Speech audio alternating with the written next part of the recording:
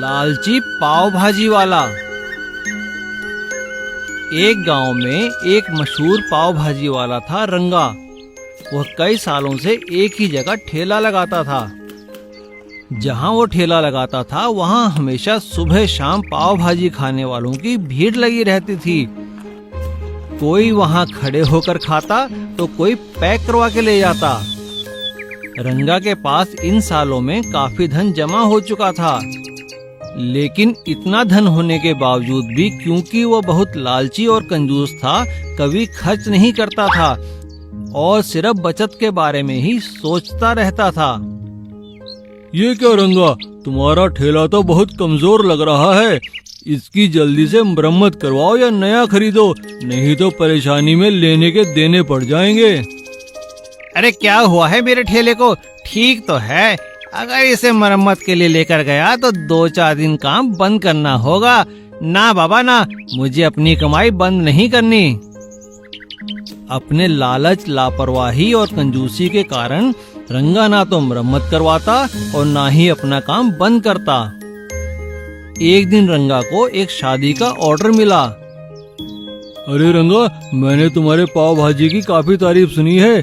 मेरी बेटी की शादी है, तुम्हें वहाँ पे पाव भाजी का स्टॉल लगाना होगा। लेकिन याद रहे, इस टूटे ठेले को लेकर मत आना। ये लो एडवांस पैसे, बाकी जितने चाहिए मुझसे कल आकर ले लेना। लेकिन अच्छा ठेला लेकर आना और सजा धजा कर। मैं शादी में कोई बाधा नहीं चाहता। आप बिल्कुल चिंता न करें सेठ जी, मैं आपके सारे बारातियों को खुश कर दूंगा। और सेठ जी के जाने के बाद रंगा सोचता है, बड़ा आया मुझे सिखाने वाला। मेरा ये ठेला तो अभी 4 साल और चलेगा। हाँ। रंगा ने ऑर्डर तो ले लिया और पैसे भी रख लिए, लेकिन अपने ठेले की मरम्मत नहीं करवाई और उसे ही सजा धजा कर शादी में चला गया। और जब रंगा शादी में बारातियों को पाव खिला रहा था, तभी अचानक ठेला टूटकर जमीन पर गिर गया और जगह जगह उसका सामान फैल गया। सभी इकट्ठा होकर उसे देखने लगे और सेठ जी को बुरा भला कहने लगे। रंगा, वही हुआ ना जिसका डर था।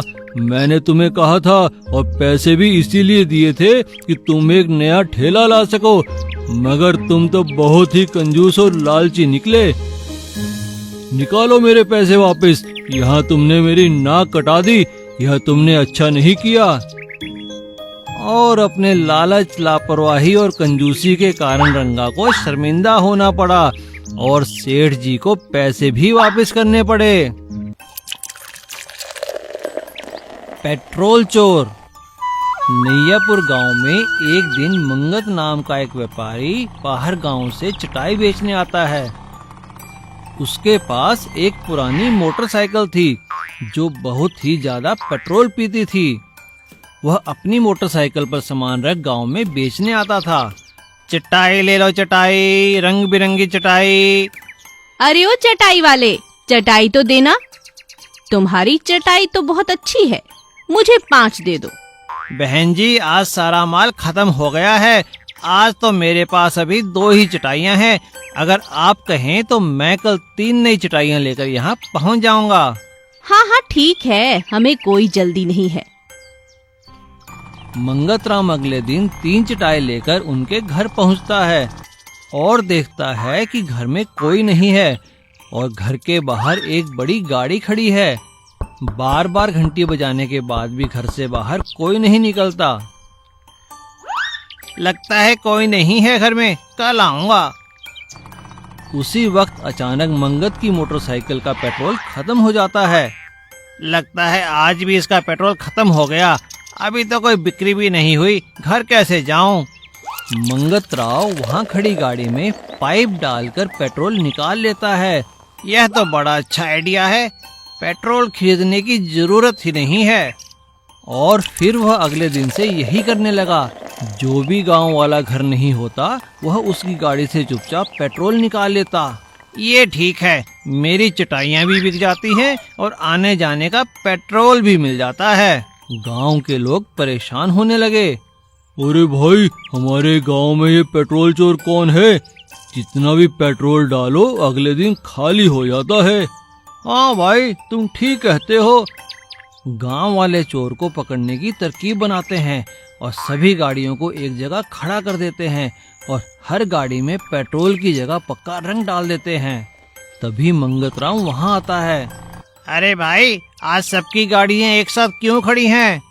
कल यहाँ गाड़ियों की एक प्रतियोगिता होने वाली है, इसीलिए सब यहाँ लाइन से खड़ी हैं। मंगतराम सोचता है, फिर तो ये सभी पेट्रोल से भरी होंगी। आज रात बड़ी बोतल लाऊंगा और सबका तेल निकाल लूंगा। मेरे कई दिन निकल जाएंगे ऐसे। रात में जब मंगल तेल निकालता है तो उसके सारे मुंह और कपड़ों पर पक्का रंग चढ़ जाता है। एक गांव वाला उसे देखकर शोर मचाता है, और पकड़ो पकड़ो चोर, पकड़ो पकड़ो पेट्रोल चोर। गांव वाले चटाई वाले की खूब पिटाई करते हैं और उसे पुलिस के हवाले कर देते हैं। इसीलिए कहते हैं चोरी करना बुरी बात है। जादुई दाढ़ी। कनकपुर राज्य में एक गरीब किसान गगन रहता था। वह सारा दिन अपने खेतों में मजदूरी करता था। गरीब होने के कारण वह रोज अपनी दाढ़ी नहीं बना पाता था। वह उन पैसों को बचाता था जो उसकी दाढ़ी बनाने में लगते थे। इसी कारण गगन की दाढ़ी दिन प्रतिदिन बढ़ती जा रही थी।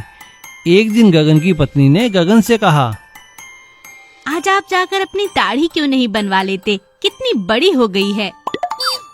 ठीक है, आज जाकर दाढ़ी नाई से बनवा ही लेता हूँ।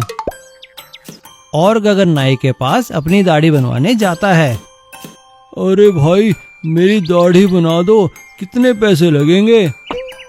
आपकी दाढ़ी बनाने के 200 रुपए लगेंगे, क्योंकि इसमें 1 घंटा लग जाएगा आपका काम करते करते। क्या कह रहे हो? 200 रुपए बहुत ज्यादा है, मुझे नहीं बनवानी दाढ़ी। और गगन घर वापस आ जाता है।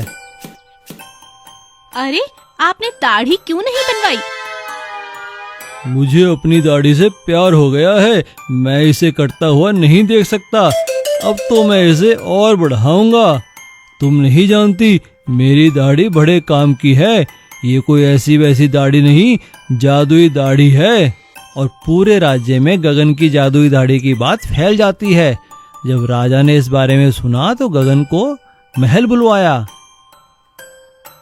मैंने सुना है तुम्हारी दाढ़ी जादुई है, हमें भी तो दिखाओ इसका जादू, हम तुम्हें इनाम देंगे। गगन घबरा जाता है।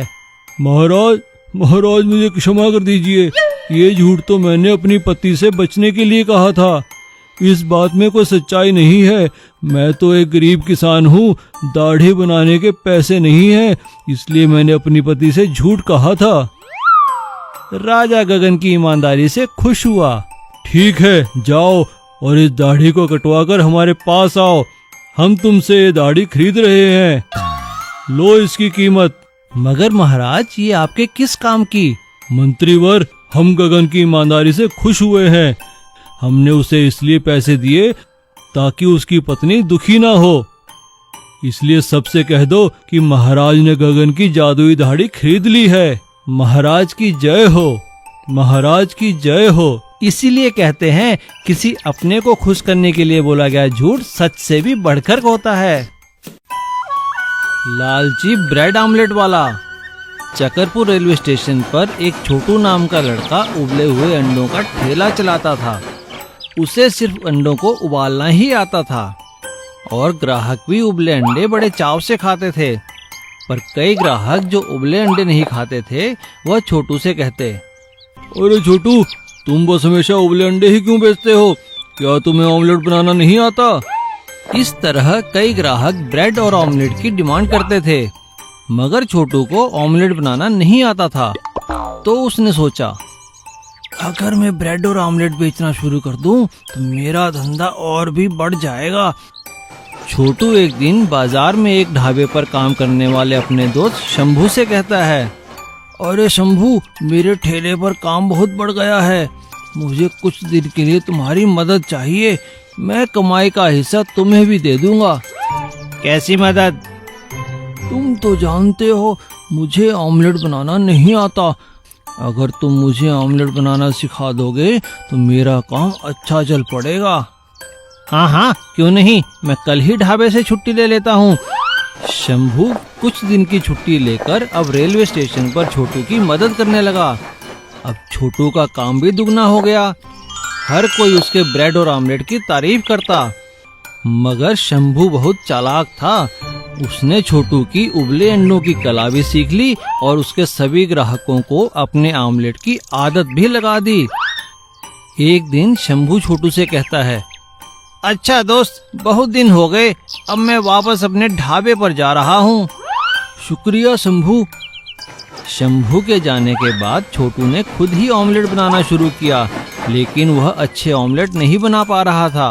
अरे भाई, ये कैसा ऑमलेट बनाया है? इसमें तो मिर्ची ही मिर्ची है। अब ग्राहक छोटू के ठेले पर न जाके पास ही खुले नए ठेले पर जाकर ब्रेड ऑमलेट और उबले अंडे खाने लगे। अरे अरे भाई, कहाँ जा रहे हो? ऑमलेट नहीं खाओगे? अरे नहीं, तुम्हारी दुकान से ऑमलेट कौन खाएगा? हम तो पड़ोस के ठेले पे जा रहे हैं। देखो वहाँ वो लड़का खड़ा है टोपी और चश्मा लगाकर, बहुत ही स्वादिष्ट ऑमलेट बनाता है और उबले अंडे का स्वाद भी वैसा है जैसा तुम पहले देते थे। वो नए ठेले पर जाकर उससे बात करने लगता है। तभी अचानक एक गाड़ी उस ठेले वाले को टक्कर मार देती है और उसका टोपी और चश्मा नीचे गिर जाता है। छोटू यह देखकर हैरान रह जाता है कि वह कोई और नहीं, उसका दोस्त शंभू है। मुझे माफ कर दो दोस्त। छोटू बिना कुछ कहे अपने ठेले पर वापस चला जाता है और दिन रात मेहनत करके अच्छा ऑमलेट बनाना सीख लेता है और फिर से उसका ठेला खूब चलने लगा। सीख, लालची इंसान को मेहनत वाला इंसान हमेशा हरा सकता है। Please subscribe.